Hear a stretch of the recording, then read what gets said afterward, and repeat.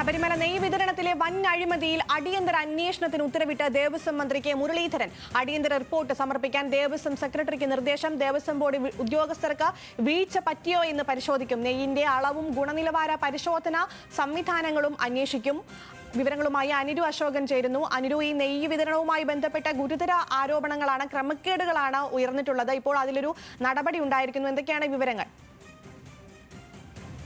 ശബരിമലയിലേക്ക് മിൽമ തിരുവനന്തപുരം മേഖലാ യൂണിയൻ വിതരണം ചെയ്ത നെയ് വഴിമധ്യേ മാറ്റി പകരം ഗുണനിലവാരം കുറഞ്ഞ നെയ് എത്തിച്ച സംഭവത്തിലാണ് ഇപ്പോൾ ദേവസ്വം മന്ത്രി കെ മുരളീധരൻ ദേവസ്വം സെക്രട്ടറിയോട് അടിയന്തര റിപ്പോർട്ട് സമർപ്പിക്കാൻ നിർദ്ദേശം നൽകിയിരിക്കുന്നത്. നേരത്തെ ഇത് സംബന്ധിച്ച് ക്രമക്കേട് നടന്നു എന്ന് കാണിച്ച് ക്ഷീരവികസന മന്ത്രി ബിന്ദു കൃഷ്ണ മുരളീധരന് കത്ത് നൽകിയിരുന്നു. ഈ ഒരു ഇടപാടിൽ ക്ഷീരവികസന വകുപ്പിന് ഏകദേശം 85.73 ലക്ഷം രൂപയുടെ നഷ്ടം ഉണ്ടായതായാണ് പറയുന്നത്. കാരണം ഈ ഗുണനിലവാരം ഉള്ള നെയ് പമ്പയിൽ നിന്ന് സന്നിധാനത്തിലേക്ക് എത്തിക്കുകയും ഇവിടെ ദേവസ്വം ബോർഡ് അല്ലെങ്കിൽ ദേവസ്വം അധികൃതരുടെ ഭാഗത്തു നിന്ന് കൃത്യമായ പരിശോധന ഉണ്ടായിട്ടില്ല എന്നുള്ളതാണ് വരുന്ന റിപ്പോർട്ടുകൾ. ഇതിന്റെ അടിസ്ഥാനത്തിൽ ദേവസ്വം വിജിലൻസ് അന്വേഷണം ആരംഭിച്ചിരുന്നു. സ്വാഭാവികമായിട്ടും ഈ ശബരിമലയിൽ ഉപയോഗിക്കാൻ വിതരണം ചെയ്യുന്ന വസ്തുക്കളുടെ ഗുണനിലവാരവുമായി ബന്ധപ്പെട്ട വിഷയമായതിനാലും ക്ഷേത്ര ഭരണത്തിലുള്ള പൊതുജനങ്ങളുടെ വിശ്വാസത്തെ ബാധിക്കാൻ സാധ്യതയുള്ളതിനാലുമാണ് ഈ ഒരു പ്രശ്നം സർക്കാർ ഇടപെടുന്നതെന്ന് കൂടി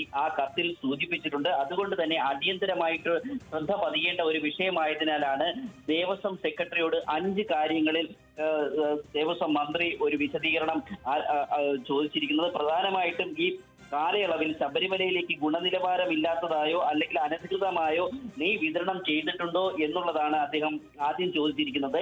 ബന്ധപ്പെട്ട രേഖകളുടെ പരിശോധനയ്ക്കൊപ്പം വിതരണം ചെയ്തതും കൈപ്പറ്റിയും ഉപയോഗിച്ചതുമായ നെയ്യുടെ അളവ് എത്ര എന്നുള്ള ഒരു കണക്കുകൾ സർക്കാരിന് സമർപ്പിക്കണമെന്ന് അദ്ദേഹം ആവശ്യപ്പെടുന്നുണ്ട്.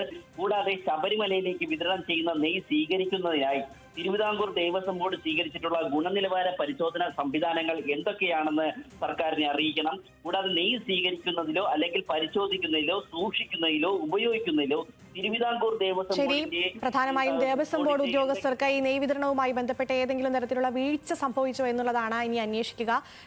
അനിരു അശോകനാണ് വിവരങ്ങൾ നൽകിയത്.